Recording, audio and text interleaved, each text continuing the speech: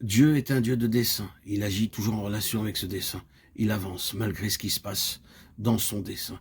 Il continue sur la base de son autorité souveraine. Personne ne peut l'arrêter. Il arrivera à son but.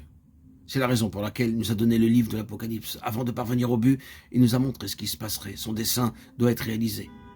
Cependant, il est fidèle à cet autre principe. Il garde toujours l'homme dans une place de responsabilité. Il n'enlève jamais à l'homme sa place de responsabilité. Et pourquoi cela? Parce que son dessein, son Fils, doit être réalisé dans l'homme, le grand homme corporatif dans lequel Christ doit avoir sa plénitude. Christ n'accomplira pas seul le dessein de Dieu. Il ne sera pas dans la gloire simplement comme une unité isolée.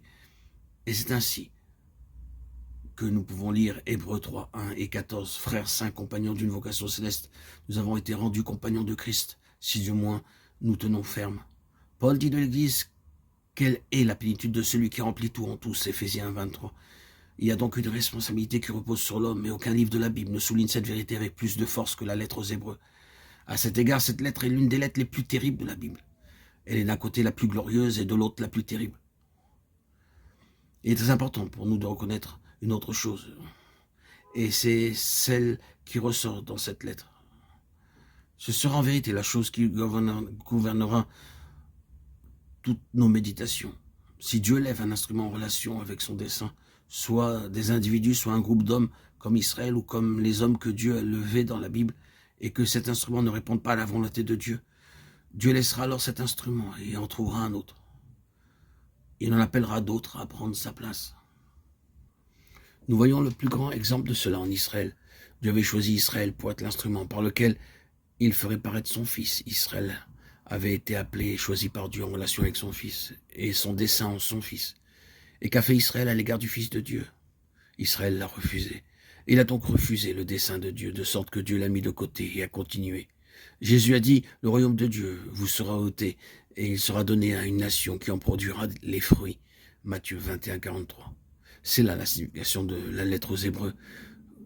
Personne ne peut dire maintenant au sujet d'Israël, ils sont les compagnons de Christ. Israël a été un jour le compagnon de Dieu, mais le compagnon de Dieu a été infidèle à Dieu. Quelle lumière cela jette sur le fait que le Seigneur Jésus a appelé Judas à être parmi les 12. Il était l'un des 12, appelé à être un compagnon, et il trahit son Seigneur.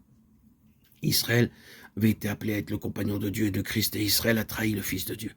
Un compagnon mis de côté, rejeté, tandis que Dieu continue son dessein et en appelle d'autres à prendre la place d'Israël. Cela explique cette merveilleuse lettre aux Hébreux. Elle est la lettre de la place et de la grandeur de Jésus-Christ. Elle présente la merveille de l'appel à être un compagnon de Christ. Et elle montre ensuite si clairement combien il est terrible pour ceux qui ont été appelés à être compagnons, d'être infidèles au Seigneur. Elle dit, comment échapperons-nous si nous négligeons un si grand salut? Hébreux 2:3. Nous ne saurons jamais comprendre ces mots, un si grand salut, avant de comprendre ce que signifie être un compagnon de Christ.